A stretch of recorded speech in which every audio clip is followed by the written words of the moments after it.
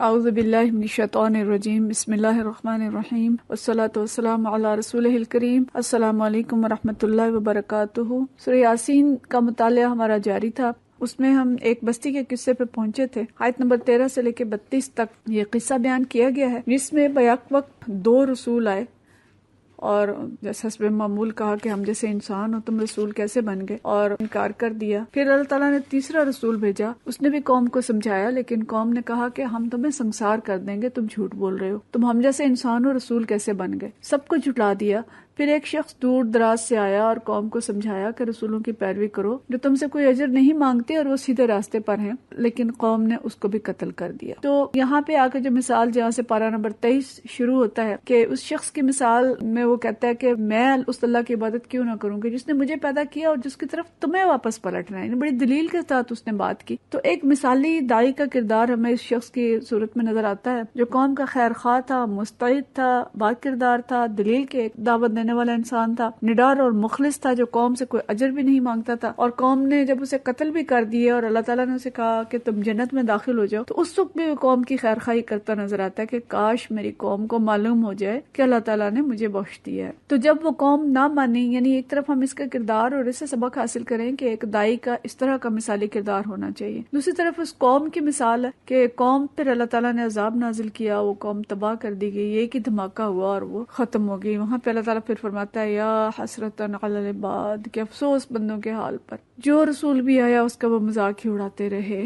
پھر اس کے بعد اللہ تعالیٰ آیت نمبر 33 سے لے کے 46 تک مختلف مثالیں دے کے اپنے بندوں کو توحید اور آخرت کے بارے میں قائل کرتا ہے اور اس کے دلائل دیتا ہے کہ انسان مان جائے۔ اور اس میں جو دلائل دیے ہیں کہ بے جان زمین جس پہ بارش ہوتی ہے اور پھر اس میں غلہ بغات چشموں کا نکلنا، اور زمین پہ ہر چیز کا جوڑا جوڑا ہونا، دن اور رات کا آنا جانا، سورج اور چاند کا صدیوں سے ایک ضابطے کا پابند ہونا، یہ سب ایک زبردست علیم ہستی کا باندھا ہوا حساب ہے۔ کشتیوں کا چلنا، ساری مثالیں دے کے اللہ تعالیٰ کہتا ہے لیکن یہ لوگ بہت ہٹ درم ہیں کہ نہ تو پچھلے گزرے ہوئے قوموں سے سبق حاصل کرتے ہیں اور نہ آگے آنے والے انجام کو سوچتے ہیں۔ پھر اگلا رکوع جو ہے اس میں قیامت اور آخرت کا عبرتناک نقشہ کھینچا گیا ہے کہ ایک دھماکہ ہوگا جو اچانک انسانوں کو دھر لے گا، وصیت کرنے کی مہلت نہیں ملے گی، نہ پلٹنے کی، اور اللہ کے حضور سب پیش ہو جائیں گے۔ وہاں پہ حساب کتاب شروع ہو جائے گا اور پھر اہل جنت میں اعلیٰ مقام پہ ہوں گے، رب رحیم کی طرف سے انہیں سلام پیش ہوگا، ایک VIP پروٹوکول جو ہے ان لوگوں کو دیا جائے گا، اور شیطان کی بندگی کرنے والے مجرموں کو الگ کر دیا جائے گا۔ وہ مجرم وہاں بھی اکڑیں گے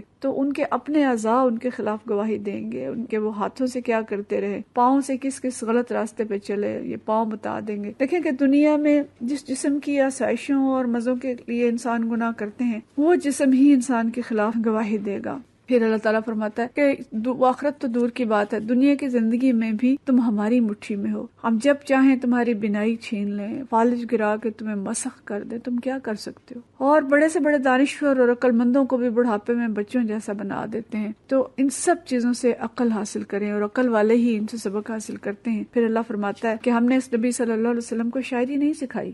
کیا یہ شاعری کی باتیں ہیں؟ شاعر ایسی باتیں کرتے ہیں؟ یہ تو ایک نصیحت ہے جو ان لوگوں کو فائدہ دیتی ہے جو زندہ ہیں۔ پھر اللہ نے جانوروں سے دلائل دیے کہ ان سے جو فوائد ہم اٹھاتے ہیں ان کا تذکرہ کیا، اور اس کے بعد جو آیت ہے اس میں زندہ معبودان باطل کی نفی کی گئی ہے کہ ایسے معبودات یا ایسے لوگ جن کا سہارے انہوں نے بنا رکھے ہیں کہ جن کے جو دربار اور ان کی محفلیں جو ہیں وہ ان کے پیرووں کے دم سے قائم ہیں، اگر یہ نہ ہو تو ان کی وہ ساری رونقیں مان پڑ جائیں۔ پھر انسان کی اپنے تخلیق سے دلیل دی کہ ایک حقیر نطفے سے پیدا ہونے والا انسان اللہ کے مقابلے میں جھگڑالو بن کے کھڑا ہو جاتا ہے اور اپنے خالق کے بارے میں باتیں بناتا ہے کہ دوبارہ کون پیدا کر سکتا ہے انسان کو۔ تو اللہ جواب دیتا ہے کہ وہی دوبارہ پیدا کرے گا جس نے پہلے پیدا کیا، جس نے سبز درخت سے آگ پیدا کی، جس نے آسمانوں اور زمین کو بنایا، کیا وہ ان جیسوں کو پیدا کرنے پر قادر نہیں؟ وہ تو بس کن کہتا ہے اور کام ہو جاتا ہے۔ تو یہ سورہ یاسین ہے جو بڑی مختصر ہم نے دیکھا کیسے آخرت کے جھنجھوڑنے والے بیان ہیں کہ انسان کسی طرح سے قائل ہو جائے۔ تو اصول ہمارے لیے اس میں یہی نکلتا ہے کہ وہ صفات پیدا کرنی ہے اپنے اندر کہ جن سے یہ کلام پاک ہمارے پر اثر کرے، اور اس کے ساتھ ہم نے مثالی اور مخلص دائی کی صفات اپنانی ہے اور اللہ کی نشانیوں پر غور کر کے اپنے ایمان کو مضبوط کرنا ہے اور موت اور آخرت کی تیاری کرنی ہے۔ اس کے بعد سورہ صافات ہے، سورہ صافات مکی صورت ہے. نبی کریم صلی اللہ علیہ وسلم کو جب بہت دل شکن حالات کا سامنا تھا اس وقت یہ نازل ہوئی اور اس میں کفار مکہ کو نہایت پرزور طریقے سے تنبیہ کی گئی ہے اور آخر میں انہیں خبردار کیا گیا ہے کہ عنقریب یہی پیغمبر جن کا تم مذاق اڑا رہے ہو تم پر غالب آ جائیں گے اور اللہ کا لشکر تمہارے صحن میں اترے گا. تو سورہ کا آغاز کائنات کا نظام چلانے والے فرشتوں کی صفات سے ہوتا ہے اور زمین و آسمان کے مالک کے رب کی قسم کھا کے اللہ کہتا ہے کہ تمہارا معبود ایک ہی ہے وَإِلَٰهُكُمْ إِلَٰهٌ واحد. اور پھر سوال کیا ہے کہ تمہاری پیدائش مشکل ہے یا ان چیزوں کی. اور پھر آخرت کا منظر بیان کیا کہ جس میں ظالموں، ان کے ساتھیوں اور ان کے معبودوں تینوں کا تذکرہ الگ الگ کیا کہ ان کو گھیر کر لایا جائے گا. اور اس کے بعد منظر جو آتا ہے کہ ان کی آپس کی لڑائیاں اور ایک دوسرے پر الزامات. ایک کہے گا کہ اس کی وجہ سے ہم گمراہ ہوئے اور دوسرا کہے گا کہ تمہیں خود عقل نہیں تھی. تو اللہ کہے گا کہ سب کوئی دوہرا عذاب ہے. جب عباد اللہ المخلصین جو ہیں اللہ کے خالص بندے ہیں وہ عزت کے ساتھ نعمت بھری جنتوں میں ہوں گے. جنت کی خوبصورت منظر کشی کی ہے اللہ تعالیٰ نے کہ وہ تختوں پر آمنے سامنے بیٹھے ہوں گے، کھانے کے مشروبات ان کو سرو کیے جا رہے ہوں گے اور وہاں بیٹھ کے وہ یاد کریں گے کہ ایک ہم نشین تھا جو کہتا تھا کہ یہ کیسے ممکن ہے کہ مر کے ہم دوبارہ زندہ ہوں. تو یہ کہہ کر جھکیں گے تو اسے جہنم کی گہرائی میں دیکھ لیں گے اور کہیں گے کہ شکر ہے ہم نے تیری بات نہیں مانی. اسی طرح سے یعنی جہنم کی منظر کشی کر کے غافل انسان کو سمجھایا گیا ہے کہ گمراہ باپ دادا کی پیروی چھوڑ کر اللہ کے دین میں داخل ہو جاؤ ورنہ اس طرح جہنم کے عذاب میں جلنا ہوگا.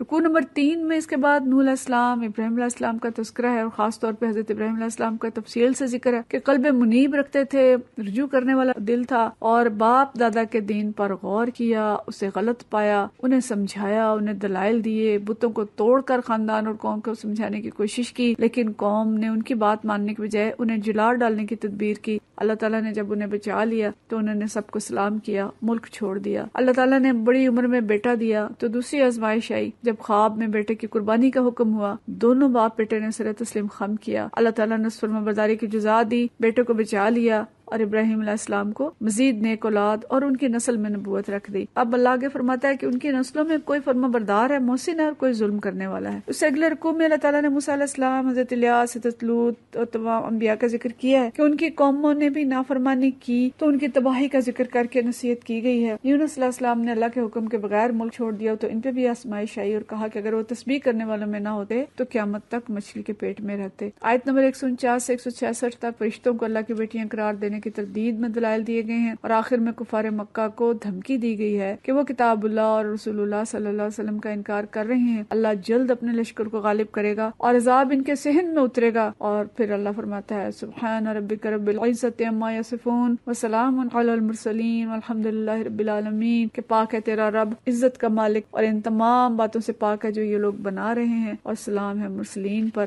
اور ساری تعریف اللہ رب العالمین کے لیے ہے. اس صورت سے ہمارے لیے اصول نکلتا ہے کہ اللہ کے مخلص بندے بنیں، صرف اس کی عبادت کریں، برے ہم نشینوں سے بچیں اور آخرت کی تیاری کریں.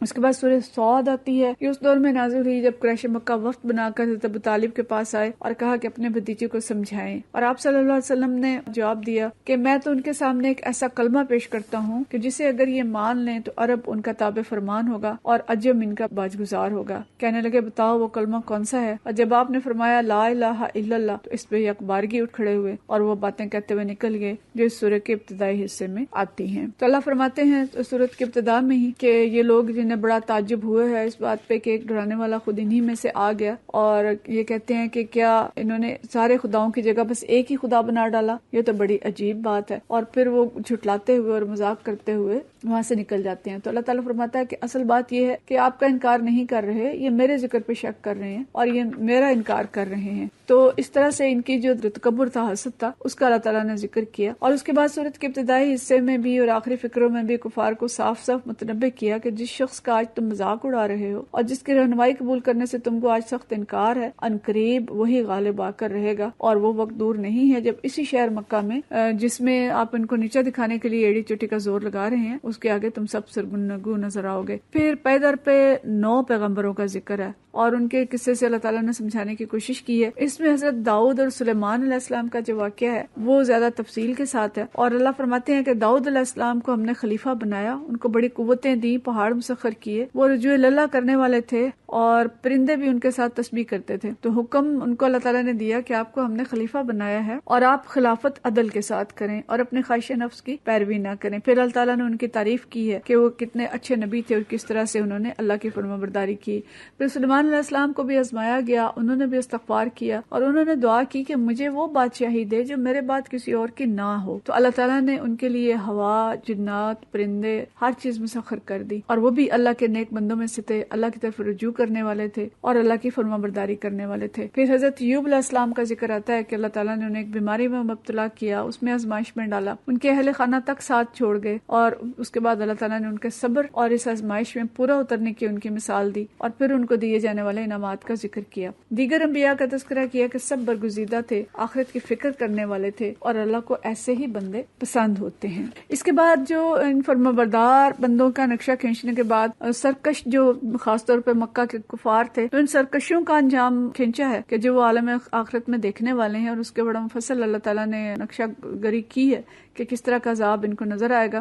اور اس سلسلے میں خاص طور پہ 2 باتیں بتائی گئی ہیں کہ آج جن سرداروں اور پیشواؤں کے پیچھے یہ جاہل لوگ اندھے بن کے چل رہے ہیں, کل وہی جہنم میں اپنے پیرووں سے پہلے پہنچے ہوں گے اور دونوں ایک دوسرے کو کوس رہے ہوں گے. یہ دیکھیں کہ بار بار یہ چیز ہم پڑھ رہے ہیں کہ لیڈروں کی جن کی پیروی کریں گے وہ بھی دوزخ میں ہوں گے, یہ بھی ہوں گے, اور دونوں وہاں پہ لڑیں گے. تو آج ہم دیکھ کے پیروی کریں کہ ہم کس کے پیچھے چل رہے ہیں. دوسرے یہ کہ جن اہل ایمان کو یہ لوگ ذلیل و خوار سمجھ رہے ہیں, کل یہ آنکھیں پھاڑ پھاڑ کے حیرت سے دیکھیں گے کہ یہ جہنم میں ان کا کہیں نام و نشان نہیں ہے, یہ کہاں گے. اور بڑا اس طرح آتا ہے کہ وہ جس کو ہم اشرار سمجھتے تھے, جن کو دہشت گرد سمجھتے تھے, وہ کہاں گئے, وہ تو یہاں نہیں ہے دوزخ میں. اس کا مطلب ہے کہ وہ جنت میں چلے گئے. آخر میں قصہ آدم ابلیس کا ذکر فرمایا ہے, اور اس سے مقصود پھر قریش مکہ کو یہ بتانا ہے کہ نبی کریم صلی اللہ علیہ وسلم کے آگے جھکنے سے جو تکبر تمہیں ماننے ہو رہا ہے, وہی تکبر آدم علیہ السلام کے آگے جھکنے سے ابلیس کو ماننے ہوا تھا. اور خدا نے جو مرتبہ آدم علیہ السلام کو دیا, اس پر ابلیس نے حسد کیا اور اس نے سرکشی کی اور لعنت کا مستحق ہوا. اسی طرح سے جو مرتبہ اللہ تعالیٰ نے محمد صلی اللہ علیہ وسلم کو دیا ہے, اس پر تم حسد کر رہے ہو اور اس بات کے لیے تیار نہیں ہو جسے اللہ تعالیٰ نے انہیں رسول مقرر کی ہے.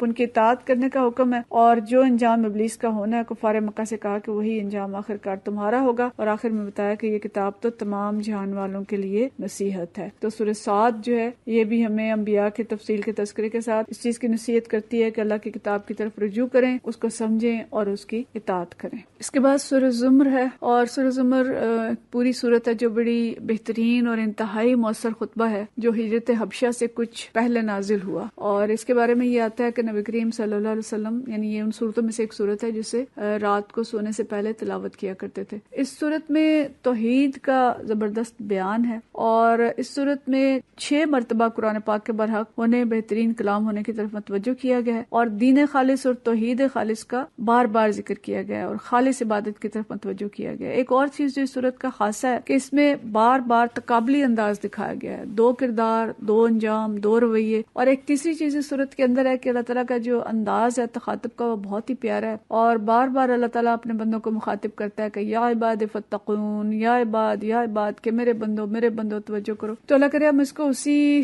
پیار کے ساتھ اور اچھے انداز میں پڑھ سکیں. آج اس کا تھوڑا سا حصہ ہم دیکھیں گے اور باقی حصہ کل ہوگا انشاءاللہ. تو اللہ تعالیٰ فرماتے ہیں بسم اللہ الرحمن الرحیم, اس کتاب کا نزول اللہ زبردست اور دانا کی طرف سے ہے, یعنی کتاب اللہ کی طرف سے ہے, اور تم کیا کرو کہ اللہ کی بندگی کرو اپنے دین کو خالص کرتے ہوئے. فَعْبُدِ اللَّهَ مُخْلِصًا لَهُ الدِّينَ, الا للہ دین الخالص, خبردار رہو دین خالص اللہ کا حق ہے. اور جو لوگ شرک کرتے ہیں اور اس کا وہ بہانہ کیا کرتے ہیں کہ وہ کہتے تھے کہ ہم تو ان کی عبادت صرف اس لیے کرتے ہیں کہ وہ اللہ تک ہماری رسائی کرا دیں. اور ہر دور کے جو مشرکین ہیں ان کا یہی دعویٰ رہا کہ ہم ان کی بندگی نہیں کرتے, ان کو تو ہم اس لیے پوچھتے ہیں کہ اللہ تک ہماری رسائی کرا دیں. لیکن اللہ کہتا ہے کہ اس طرح کی کسی چیز کی اللہ کو ضرورت نہیں ہے, اللہ کو خالص جو توحید ہے وہ مطلوب ہے. پھر اللہ تعالیٰ نشانیاں بیان کرتا ہے آغاز میں ہی, دن اور رات, سورج, چاند کے ساتھ ساتھ انسان کی اپنی تخلیق سے مثال دیتا ہے کہ اس نے تم کو ایک جان سے پیدا کیا, پھر اس جان سے تمہارا جوڑا بنایا, اور پھر اللہ وہی ہے کہ جو تمہاری ماؤں کے پیٹوں میں 3 تاریک پردوں کے اندر تمہیں ایک شکل دیتا چلا جاتا ہے. یہی اللہ ہے جس کے یہ کام ہے, اور یہ تمہارا رب ہے, اور بادشاہی اسی کی ہے, کوئی معبود اس کے سوا نہیں. پھر تم کدھر سے پھرائے جا رہے ہو. پھر اللہ فرماتا ہے کہ اگر تم کفر کرو تو اللہ تم سے بے نیاز ہے, لیکن وہ اپنے بندوں کے لیے کفر کو پسند نہیں کرتا, اور شکر کرو کرو تو اسے وہ تمہارے لیے پسند کرتا ہے. یعنی اللہ کی مشیت تو یہ ہے کہ جو جس راستے پہ چلنا چاہتا ہے اس کو چلنے دیا جائے، لیکن اللہ کو یہ پسند نہیں ہے کہ اس کے بندے کفر کریں. یہ ایک بڑا ہی محبت کا ایک پیغام ہے کہ میرے بندو تم سیدھے راستے پہ چلو، میں کفر کو تمہارے لیے پسند نہیں کرتا. پھر دو رویے اللہ تعالیٰ میں دکھاتا ہے کہ ایک رویہ تو ہے کہ جس شخص پہ کوئی مشکل آتی ہے تو وہ اپنے رب کی طرف رجوع کر کے پکارتا ہے، جب نعمت ملتی ہے تو اس کو بھول جاتا ہے. اور دوسرا شخص ہے کہ جو مطیع فرمان ہے، رات کی گھڑیوں میں کھڑا رہتا ہے، سجدے کرتا ہے، آخرت سے ڈرتا ہے. تو اللہ کہتا ہے کہ پوچھو کیا جاننے والے نہ جاننے والے دونوں برابر ہیں؟ یعنی یہ جو عبادت گزار ہے اور ہر حال میں اللہ کو یاد رکھتا ہے، یہ علم والا ہے. ٹھیک ہے، انشاءاللہ باقی ہم کل دیکھیں گے. وآخر دعوانا الحمدللہ رب العالمین.